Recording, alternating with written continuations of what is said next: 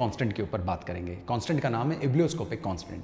देख लीजिए, जो इब्लियोस्कोपिक वर्ड आया है ये एक लैटिन वर्ड से डिराइव्ड है जिसका मतलब टू बॉयल होता है, यानी कि ये कॉन्सेप्ट जब यूज़ किया जाता है तो वहाँ बॉइलिंग से रिलेटेड बात होती है। देखिए, इस कांस्टेंट के ऊपर क्या इंपॉर्टेंट बात है वो समझते हैं। KB नाम है इब्लियोस्कोपिक कांस्टेंट।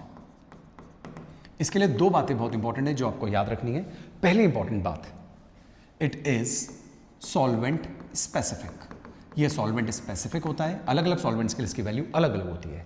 वैसे तो ये कांस्टेंट है, लेकिन depend upon temperature and pressure. मैं ऐसा क्यों कह रहा हूं, उस चीज़ को हम समझ लेते हैं। देखिए, KB का जो फॉर्मूला NCERT में गिवन है वो है R into molar mass of solvent into boiling point of solvent का square upon 1000 into standard enthalpy of vaporization of solvent. इस फॉर्मूले में जो भी चीज़ बात की जा रही है वो सॉल्वेंट से रिलेटेड ही बात की जा रही है, क्योंकि सॉल्वेंट स्पेसिफिक होता है। बॉइलिंग पॉइंट ऑफ सॉल्वेंट, अब जो बॉइलिंग पॉइंट होता है वो टोटली टेम्परेचर और प्रेशर डिपेंडेंट होता है। इस वजह से अगर टेम्परेचर और प्रेशर बदलेंगे तो इसकी वैल्यू बदलेगी, और इसकी वैल्यू बदल जाने से ये चीज़ बदल सकती है। ये बात बहुत इंपॉर्टेंट है, ध्यान रखिए। दूसरी चीज़ स्टैंडर्ड एंथैल्पी ऑफ वेपराइजेशन। इसका मतलब ये होता है कि एक मोल सॉल्वेंट को पूरा लिक्विड स्टेट से वेपर स्टेट में ले जाने के लिए बॉइलिंग टेम्परेचर पर जितनी एनर्जी रिक्वायर्ड होती है उसे हम कहते हैं स्टैंडर्ड एंथैल्पी ऑफ वेपराइजेशन। तो ये फॉर्मूला आपके सामने तैयार है, लेकिन इस फॉर्मूले को एक अलग तरीके से भी मॉडिफाई किया जा सकता है, वो मैं आपके सामने लिख रहा हूँ, आप देखिए।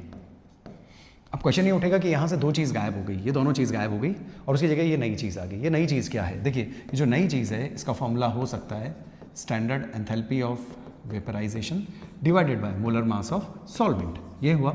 अब ये चीज़ क्या है? देखिए, स्टैंडर्ड एंथैल्पी ऑफ वेपराइजेशन जो होता है वो 1 मोल सॉल्वेंट के ऊपर बात की जाती है, लेकिन लेटेंट जो एंथैल्पी ऑफ वेपराइजेशन है या लेटेंट हीट ऑफ वेपराइजेशन जो है वो यूनिट मास के लिए दिया जाता है। तो अगर एक मोल की बात हो रही हो तो इसकी बात करते हैं, और यूनिट मास की बात हो तो इसकी बात करते हैं। अब क्योंकि ये एक मोल की बात थी और मुझे इससे एक यूनिट मास के लिए निकालना है, पर ग्राम निकालना है, तो मैं उसको उसके मोलर मास से डिवाइड कर दूंगा तो यूनिट मास की वैल्यू आ जाएगी। दैट्स वाई हम लेटेंट हीट ऑफ वेपराइजेशन यहाँ पे लिख सकते हैं इस फॉर्मूले को मॉडिफाई कर। तो आई होप आपको ये बात समझ में आई होगी, और जिस तरीके से ये बात लिखी गई है उसी तरीके से आप क्रायोस्कोपिक कांस्टेंट के लिए भी सारी चीज़ें लिख सकते हैं। R इंटू MA बिल्कुल सेम, TF नॉट का स्क्वायर, क्योंकि यहाँ पे फ्रीजिंग की बात होगी तो फ्रीजिंग पॉइंट ऑफ सॉल्वेंट आ जाएगा अपॉन 1000 इंटू वेपराइजेशन की जगह फ्यूजन आ जाएगा, क्योंकि सॉलिड चीज़ जो लिक्विड चीज़ है वो सॉलिड चीज़ में चेंज हो रही है, या जो लिक्विड है वो सॉलिड में चेंज हो रहा है। और अगर हम इसको मॉडिफाई करना चाहें तो हम इसको मॉडिफाई करके लिख सकते हैं R इंटू TF नॉट का square upon 1000 and latent heat of fusion. उम्मीद करता हूं आपको दोनों फॉर्मूले समझ में आए होंगे। काफ़ी इंपॉर्टेंट है, इनसे रिलेटेड क्वेश्चंस कॉम्पिटिटिव एग्जाम्स में पूछे जाते हैं। धन्यवाद।